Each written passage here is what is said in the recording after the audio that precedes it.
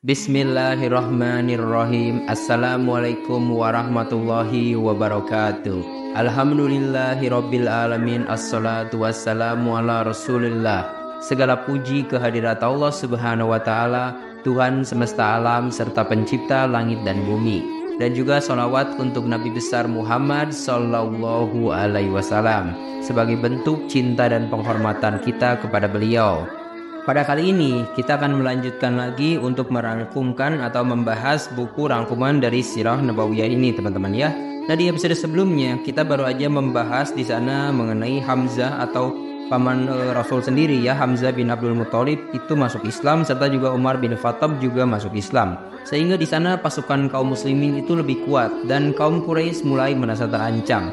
Dan di sini sekarang kita akan lanjutkan ya. Di sini ada kisah Utsbah bin Rabi'ah yang datang untuk menawarkan segala macam kekayaan, kehormatan dan kekuasaan kepada Rasulullah Shallallahu Alaihi Wasallam. Itu bertujuan untuk menghentikan dakwah Islam. Jadi salah satu contoh nyata yang ini betapa Quraisy itu merasa terancam oleh penyebaran agama Islam. Utsbah berusaha menggunakan segala daya upaya untuk membujuk Rasulullah agar menghentikan dakwahnya. Namun upayanya itu semuanya sia-sia. Rasulullah Shallallahu Alaihi Wasallam dengan tegas menolak tawaran Utsbah dan malah membacakan ayat-ayat Al-Quran yang menegaskan kebenaran risalahnya. Ayat-ayat yang dibacakan oleh Rasul tidak hanya menggambarkan keagungan dan kekuasaan Allah, tetapi juga mengingatkan manusia akan akibat buruk yang menanti bagi mereka yang menolak kebenaran. Saat Rasulullah membacakan ayat-ayat tersebut, Utsbah tidak bisa menahan diri dan bersujud karena ia merasa terpukul oleh kebenaran yang disampaikan. Kemudian Utsbah kembali kepada kaumnya dengan ekspresi wajah yang berbeda karena ia telah menyadari bahwa dakwah Rasulullah bukanlah sekedar syair atau mantra, melainkan sebuah kebenaran yang harus diterima. Reaksi Utsbah dan orang-orang Quraisy yang lainnya menunjukkan betapa mereka terpesona dan terkesan oleh kekuatan ayat-ayat Al-Quran yang dibacakan oleh Nabi Muhammad Shallallahu Alaihi Wasallam. Meskipun awalnya mereka mencoba untuk mengejek dan meremehkan dakwah Islam, namun akhirnya mereka tidak bisa menghindari kenyataan bahwa Islam adalah kebenaran yang harus dihadapi. Kisah ini memberikan pelajaran bahwa kebenaran akan selalu bersinar terang meskipun dihadapkan pada segala macam tantangan dan tawaran. Rasulullah Shallallahu Alaihi Wasallam dan para sahabatnya tetap teguh mempertahankan ajaran Islam meskipun dihadapkan pada tekanan dan ancaman dari musuh-musuh mereka. Ketika para pemuka Quraisy merasa belum puas dengan jawaban Rasulullah yang diperoleh melalui Utsbah, mereka memutuskan untuk berkumpul dan memusyawarahkan hal ini lebih lanjut. Mereka berharap bahwa dengan bersama-sama menghadap Rasulullah, ia akan lebih memperhatikan serius tawaran mereka. Namun Rasul dengan tegas menegaskan bahwa misinya sebagai Rasul itu bukanlah untuk memperoleh harta, kehormatan atau kekuasaan, melainkan untuk menyampaikan wahyu Allah kepada manusia. Rasulullah menegaskan bahwa kebenaran yang ia sampaikan adalah karunia bagi mereka yang menerimanya. Namun ia akan tetap sabar jika mereka menolaknya, karena hanya Allah lah yang akan menetapkan hukuman atas mereka. Para pemuka Quraisy berusaha menguji Rasulullah dengan meminta mukjizat yang spektakuler. Namun Rasul tetap bersikeras bahwa hanya Allah yang memiliki kuasa untuk menggerakkan gunung, membentangkan negeri, menghidupkan yang mati, atau menurunkan siksaan. Mereka bahkan mengancam Rasulullah dengan ancaman keras. Tetapi Rasul tetap teguh dalam keyakinannya. Setelah pertemuan itu, Rasulullah pergi dengan kesedihan yang mendalam karena ia melihat betapa kerasnya perlawanan kaumnya terhadap risalah yang dibawanya. Nah, kisah ini menunjukkan keteguhan dan keberanian Rasulullah dalam menghadapi tantangan dan ancaman dari musuh-musuhnya. Meskipun dihadapkan pada tekanan dan ancaman yang besar, Rasulullah tetap teguh dalam menyampaikan pesan Allah dengan sabar dan keteguhan hati. Nah, sekarang kita akan langsung aja lompat ke hal yang paling menarik, yaitu mengenai kisah Abu Jahal yang berniat membunuh Rasulullah namun gagal karena terhalang oleh kehadiran malaikat Jibril alaihissalam. Hal itu menunjukkan bahwa perlindungan Allah selalu hadir bagi Rasul dan setiap situasi. Meskipun Abu Jahal dan orang-orang Quraisy lainnya memiliki niat yang jahat terhadapnya, Allah selalu menjaga Rasul dari bahaya. Kejadian ini juga menggambarkan betapa kerasnya perlawanan dan kebencian yang ditujukan kepada Rasulullah oleh musuh-musuhnya. Namun pada akhirnya kekuatan dan perlindungan Allah selalu lebih besar. Rasulullah terus berdiri teguh dalam menyampaikan risalah Allah tanpa terpengaruh oleh ancaman dan bahaya yang menghadangnya. Ini adalah salah satu dari banyak kisah yang menunjukkan keteguhan, keberanian dan perlindungan yang Allah berikan kepada Rasulullah dalam menegakkan risalahnya.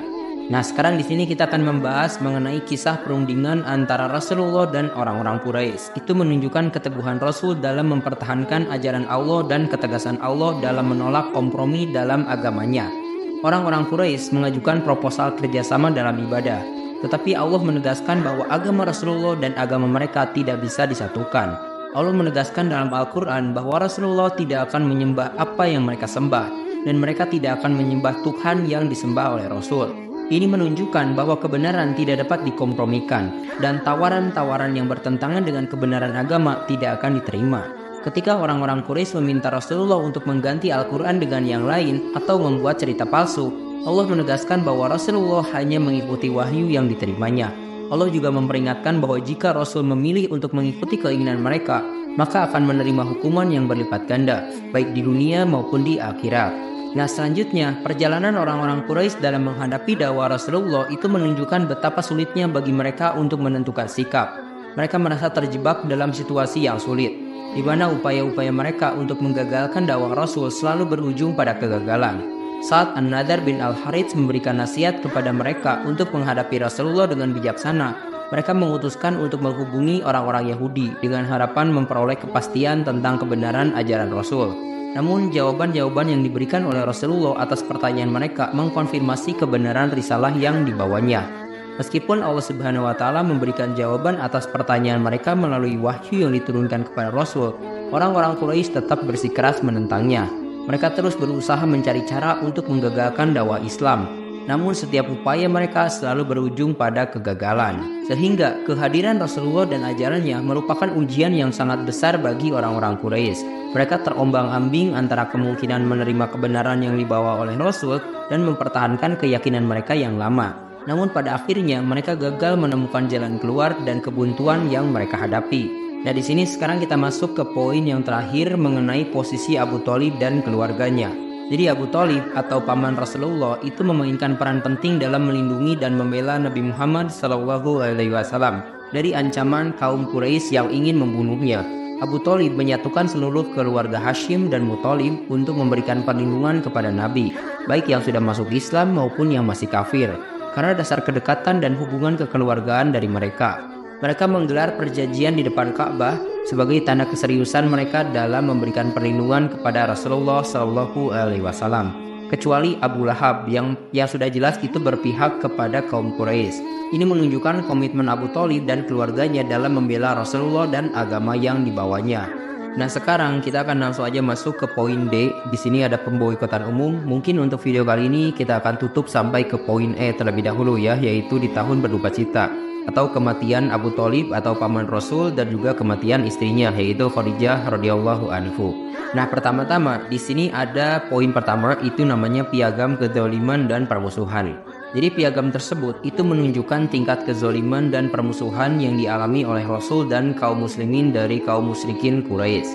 Mereka berkumpul untuk mengikat perjanjian yang melarang segala bentuk hubungan dengan Bani Hashim dan Bani Muthalib, serta menetapkan bahwa tidak boleh menerima apapun dari mereka sampai Rasulullah diserahkan untuk dibunuh. Perjanjian ini merupakan betapa kerasnya sikap permusuhan yang mereka tunjukkan kepada Rasulullah dan keluarganya. Piagam tersebut juga digantung di ujung Ka'bah sebagai tanda keputusan yang mereka ambil. Meskipun demikian, Bani Hashim dan Bani Muthalib bersatu untuk memberi perlindungan kepada Rasulullah, menunjukkan kesatuan dan keberanian mereka dalam menghadapi tekanan dan ancaman dari kaum musyrikin Quraisy. Nah, kondisi di kaum Muthalib itu sangat mengerikan, dengan blokade yang ketat dan boikot atau bahkan makanan dan kebutuhan lainnya. Orang-orang muslim terjepit dan terpaksa memakan dedaunan dan kulit binatang karena tidak ada bahan makanan yang tersedia. Mereka hanya bisa memperoleh barang-barang secara rahasia pada bulan-bulan haram dan pada kafilah-kafilah yang datang dari luar Mekah, namun dengan harga yang sangat tinggi. Meskipun demikian, orang-orang muslim tetap berusaha menyebarluaskan agama Islam. Bahkan pada saat musim haji, Abu Thalib paman Rasulullah sangat khawatir akan keselamatan Rasul dan bahkan mengawasinya saat tidur, khawatir akan ada serangan terhadapnya. Nah, di sini kita akan langsung aja masuk kepada topik yang berjudul pembatalan perjanjian. Jadi piagam yang telah mengakibatkan kondisi yang sangat menderita bagi Bani Hashim dan Bani Muthalib akhirnya dibatalkan setelah 3 tahun berlalu. Hisham bin Umar memainkan peran penting dalam pembatalan tersebut dengan mengajak beberapa orang lain yang tidak setuju dengan perjanjian tersebut. seperti Juhair bin Abu Umayyah, Mut'im bin Adi, dan lainnya. Mereka menyepakati untuk membatalkan perjanjian tersebut dalam sebuah pertemuan yang terjadi setelah Juhair memimpin tawaf di sekeliling Ka'bah. Dalam menyampaikan ketidaksetujuannya terhadap perjanjian tersebut di hadapan penduduk Mekah. Meskipun ada beberapa orang seperti Abu Jahal mencoba mempertahankan perjanjian tersebut, kebenaran akhirnya terbukti ketika piagam tersebut ditemukan telah dimakan rayap, yang mengisahkan hanya beberapa tulisan. Abu Thalib, paman Rasul yang hadir atas kabar yang diberikan Rasulullah melalui wahyu, mengkonfirmasi bahwa piagam tersebut akan hancur oleh rayap sebagai tanda dari Allah. Setelah itu, perjanjian tersebut dibatalkan dan Rasulullah beserta pengikutnya keluar dari kaum Muthalib. Pada akhirnya, orang-orang Quraisy mengirim utusan terakhir kepada Abu Thalib karena mereka khawatir akan nama baik mereka di kalangan bangsa Arab jika terjadi sesuatu terhadap putra saudaranya setelah Abu Thalib meninggal dunia. Para utusan tersebut terdiri dari pemuka Quraisy yang dihormati, antara lain Utbah bin Rabi'ah, Abu Jahal bin Hisham, dan beberapa orang lainnya. Mereka menyampaikan kepada Abu Thalib bahwa mereka merasa cemas akan keadaannya dan menawarkan imbalan tertentu untuk diberikan kepada Rasulullah. Mereka meminta Abu Thalib untuk menyerahkan utusan ini kepada mereka agar Rasul berhenti mengganggu mereka dan agama mereka. Abu Thalib kemudian memanggil Rasulullah dan memberitahunya tentang niat para utusan tersebut. Rasul pun datang dan Abu Thalib mengatakan kepada beliau bahwa para utusan tersebut ingin memberikan sesuatu kepadanya dan akan mengambil sesuatu darinya. Rasulullah kemudian menawarkan kepada para utusan agar mereka mengucapkan satu kalimat yang jika diucapkan, seluruh bangsa Arab dan non-Arab akan tunduk kepada mereka. Ketika para utusan Quraisy tidak dapat menyanggah tawaran tersebut, Rasulullah menyatakan bahwa mereka harus mengucapkan kalimat La ilaha illallah dan meninggalkan penyembahan kepada selain Allah. Para utusan Quraisy tercengang dan bingung dengan tawaran tersebut, namun mereka menolak dengan keras. Mereka berkata bahwa mereka tidak akan memberikan sedikit pun dari apa yang diminta oleh Rasul. Akhirnya mereka berpencar dan Rasulullah tetap teguh dalam penyeruannya kepada kebenaran, sebagaimana firman Allah dalam surah Shad. Sekarang kita akan langsung aja lompat ke bagian poin E, yaitu tahun berduka cita. Nah, di sini kita akan bahas dulu mengenai kematian pamannya Abu Thalib. Jadi tahun ke-10 kenabian Rasulullah merupakan tahun berduka cita bagi Rasul dan umat Islam. Karena pada tahun tersebut, Abu Thalib, seorang pelindung dan sang penjaga Rasul, itu meninggal dunia. Ada beberapa catatan terkait saat-saat terakhir Abu Thalib sebelum meninggal. Yang pertama, itu Abu Thalib meninggal dunia pada bulan Rajab tahun ke-10 kenabian Rasul, sekitar 6 bulan setelah peristiwa pemboikotan tadi. Ada juga pendapat lain yang menyebutkan bahwa dia meninggal pada bulan Ramadan, 3 hari sebelum wafatnya Khadijah. Nah, terus untuk poin yang kedua, itu ketika Rasulullah mengajak menjenguk Abu Thalib yang sedang sakit, beliau menyarankan agar Abu Thalib mengucapkan kalimat La ilaha illallah, namun disela oleh Abu Jahal dan Abdullah bin Umayyah dengan pertanyaan yang mengganggu. Meskipun Rasulullah berusaha memohon ampun bagi Abu Thalib, Allah menegaskan bahwa tidak sepatutnya bagi Nabi dan orang-orang beriman memohon ampun bagi orang-orang musyrik, bahkan jika mereka adalah kerabat. Ayat ini menegaskan bahwa keputusan Allah sudah jelas tentang nasib orang-orang musyrik. Meskipun Abu Thalib tidak memeluk Islam, Rasulullah tetap berharap agar syafaatnya bisa bermanfaat bagi Abu Thalib di akhirat nanti, sehingga dia ditempatkan di neraka yang paling dangkal hanya sebatas tumitnya saja. Setelah 2 bulan atau menurut beberapa pendapat 3 hari setelah wafatnya Abu Thalib, Ummul Mukminin Khadijah radhiyallahu anhu itu kembali ke rahmatullah atau istrinya meninggal pada usia ke-65 pada bulan Ramadan tahun ke-10 kenabian. Sementara Rasulullah berusia 50 tahun pada saat itu. Khadijah adalah anugerah terbesar bagi Rasul, mendampingi perjalanan dakwah beliau, melindungi beliau dalam situasi-situasi sulit, dan bersama-sama mengarungi samudera ijtihad yang berat. Dia rela mengorbankan harta, benda, dan jiwa raganya untuk Rasul. Rasulullah pernah menyatakan keistimewaan Khadijah bahwa dia beriman padanya saat orang-orang menolaknya, menolongnya saat semua orang mendustakannya, dan rela menyerahkan harta bendanya ketika orang lain tidak mau membantunya. Allah juga memberikan keturunan melalui Khadijah, sesuatu yang tidak diberikan kepada perempuan lain. Dalam suatu riwayat, Jibril mendatangi Rasulullah dan memberitahukan bahwa Khadijah akan datang membawa makanan dan minuman, serta memberi kabar gembira bahwa dia akan memperoleh rumah di surga, tempat yang tenang dan tanpa keletihan. 2 peristiwa tragis yang terjadi dalam waktu singkat menorehkan luka yang dalam di hati Rasulullah, terutama setelah kepergian 2 benteng yang melindunginya, yaitu Abu Thalib dan Khadijah. Ketika mendukung kesedihan semakin menggumpal, Rasulullah hampir putus asa menghadapi tekanan yang terus-menerus dari kaumnya. Perginya Abu Thalib dan Khadijah meninggalkan Rasul dalam keadaan yang lebih rentan, karena kaum Quraisy semakin gencar menyakiti dan menekannya. Bahkan beberapa dari mereka dengan sengaja menyerang Rasulullah hingga membersihkan tanah ke atas kepala beliau. Rasul tetap tegar meskipun dalam penderitaan, menghibur putrinya yang menangis dan memastikan bahwa Allah akan senantiasa melindunginya.